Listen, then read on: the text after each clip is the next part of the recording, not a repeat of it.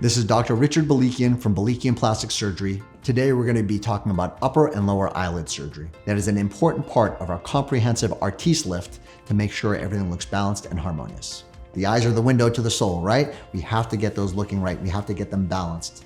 It's not about making big surprised eyes. It's about having youthful, pleasant eyes. So let's start with the upper eyelid. The upper eyelid skin can age by becoming excess. For that, we do an upper blepharoplasty. Now, everybody and their mother can do an upper blepharoplasty if you go talk to a plastic surgeon, but there's nuance and detail even in that. The placement of the incision right where the skin folds over itself is critical.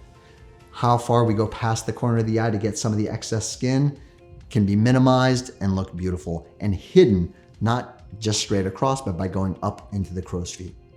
So for us, we take out the proper amount of skin, making sure we leave enough behind so your eyes close very well. You can be rest assured that you're going to be safe with that. A lot of surgeons remove the excess muscle right underneath the skin because it hollows it out more and can show a more dramatic result. But I don't believe in that. I think if we remove that muscle, there could be long-term problems with function down the road. And we want to make sure you're safe for 10, 15, 20 years, forever after our surgery. So I don't really take that muscle ever. Sometimes we have fat, and a lot of surgeons are aggressive about taking fat in the eyes because it hollows it out. But as you continue to age, it'll look even hollower, and we don't like that skeletonized look. So we leave most of the fat behind. Sometimes there's a little bulge of fat right near the nose there, right over the eyelid that wants to pop out. And sometimes we go and we pluck that little bit of fat out so you have a nice concavity there. And that looks really, really pretty. And those are the little details that go into how can we make an upper blepharoplasty that isn't hollow, that looks youthful, that gets rid of the excess skin.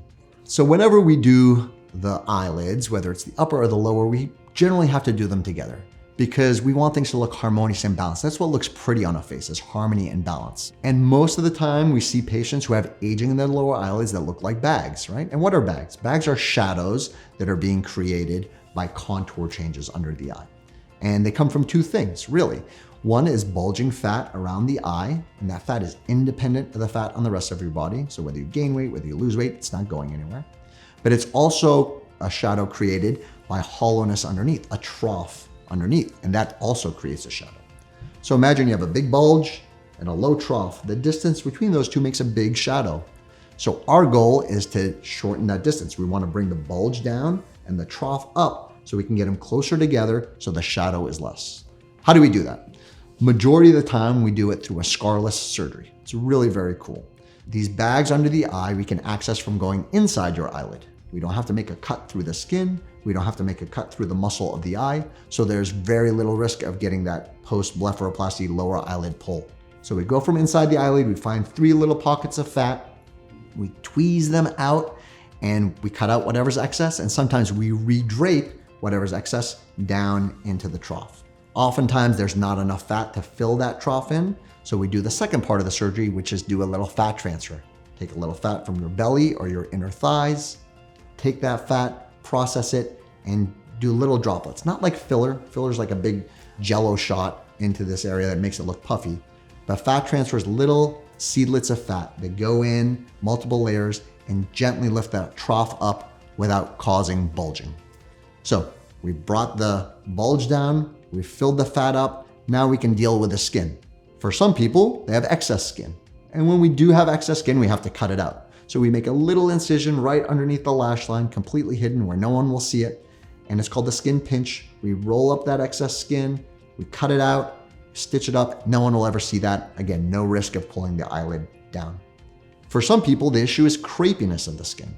And you don't cut out skin if it's just crepey. That will pull the eyelid down. So that's why we do laser treatments or chemical peels to help with the crepiness. And that's a really critical part of why a consultation matters, right? It's great to have all this information and think, okay, this is what I need, but there's still artistry in the diagnosis. And that's why I love spending time with my patients during the consultation to hear about you, hear about your goals, hear about the things that bother you, see pictures of you when you were younger, and come up with a bespoke plan for you and get a beautiful, harmonious result.